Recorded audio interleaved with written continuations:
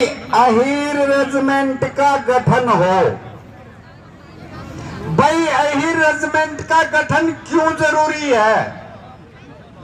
Main बात यह है कि अहीर रेजिमेंट का गठन जरूरी क्यों है? इसके बगैर काम नहीं चल रहा क्या? सबसे बड़ी बात है कि हमारी भारतीय सेना जो है वो जातीय आधार पर वर्गीकृत है। भारतीय सेना जातीय आधार पर वर्गीकृत है। इसमें जाति के आधार पर रेजिमेंट्स बनाई गई है। कोई जैसे Gorkha regiment, Jat regiment, Sikh regiment and so on. यानी सेना में जो भर्ती होती है वो जिस रेजिमेंट में जितनी वैकेंसी होती है वो वैकेंसी उसी जाति से भरी जाती है। यानी कि ये दादालाई आरक्षण है भाई, दादालाई आरक्षण। मान लो गोरखा रेजिमेंट से 500 वैकेंसी हुई तो 500 वो गोरखाओं से भरी जाएंगी। फिर मामला आता है भाई हमारी तो रेजिमेंट नहीं है, हमारी भर्ती सुनिश्चित नहीं है।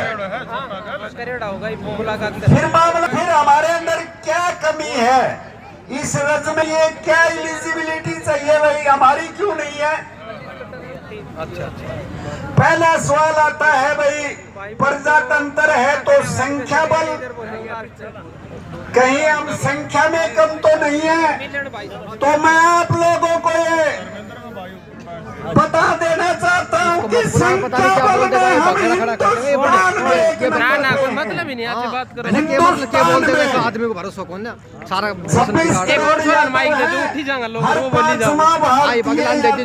दे दिए तो संख्या बल में मैन आदमी है ना, उनका नाम लिख के दे दूंगा पूरे सालन दे देंगे। फिर दूसरा मामला आता है ना तो उसको भाई वीरता में, क्योंकि सेना का मामला है, कहीं हम वीरता में तो हमारी कमजोरी नहीं है।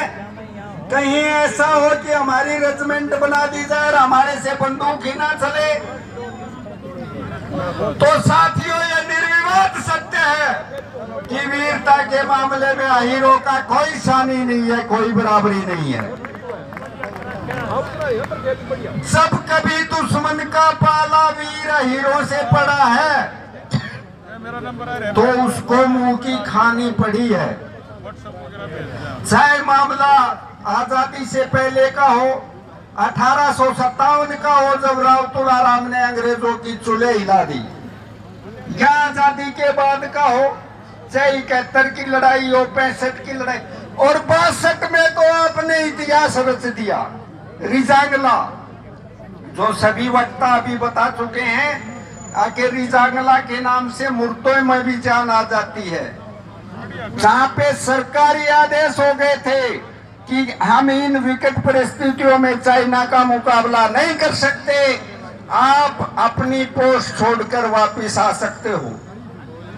परंतु वीर अहीरों ने जहां 13 कमाऊ, कहीं सीरज चार्ली कंपनी ने ये फैसला लिया, जो कि विशुद्ध अहीर पलटन थी, उन्होंने फैसला लिया कि यहाँ पे कदम पीछे नहीं हटेगा, पोस्ट नहीं छोड़ी जाएगी, या विजय होगी या वीर गति। आखिरी सांस और आखिरी गोली तक लड़ाई चलेगी।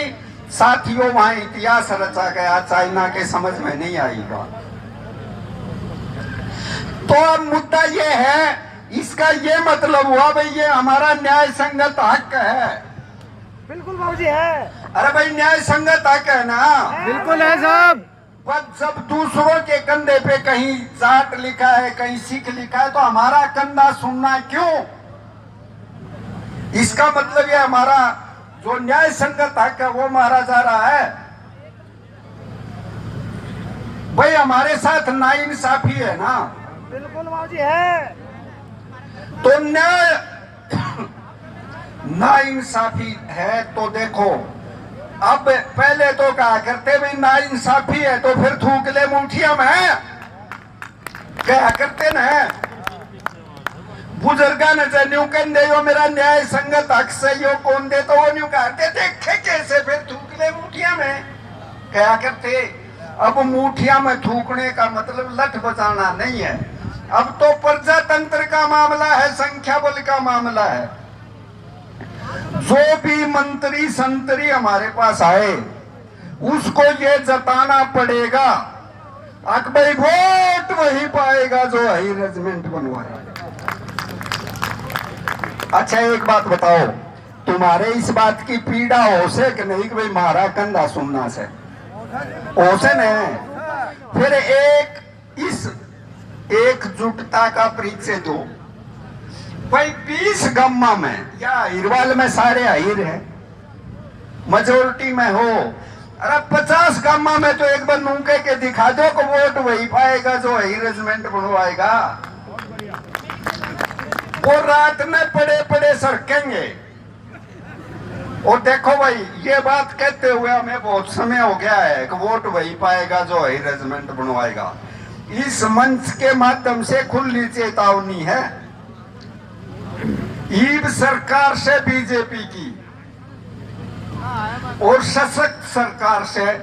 बीजेपी की सरकार से हमारा यो बनावे से तो हम उनका मौत गड़े पानी भराएंगे भाई। यह बात मानो सुने, जे मारी या मांग न्याय संगत मांग से रे से ये बात वो मानते तो सशक्त प्रधानमंत्री से एक एक ही लाइन में खड़ा होके उसकी मदद करेगा, वोट देगा। पर भाई से या नहीं बने से फिर मारी आईरा की 1/4 भी को नहीं मिले भैया से। सीधी सीधी बात से कैसे कोर्ट को बताओ। इस बात पे राजसी शोक नहीं, मैं गलत तो को नहीं कहूँ ना, बिल्कुल सही है साहब। देखो ईब क्यों कहूँ सु मैं, यह बात दूसरी पार्टी खातिर भी कह देता।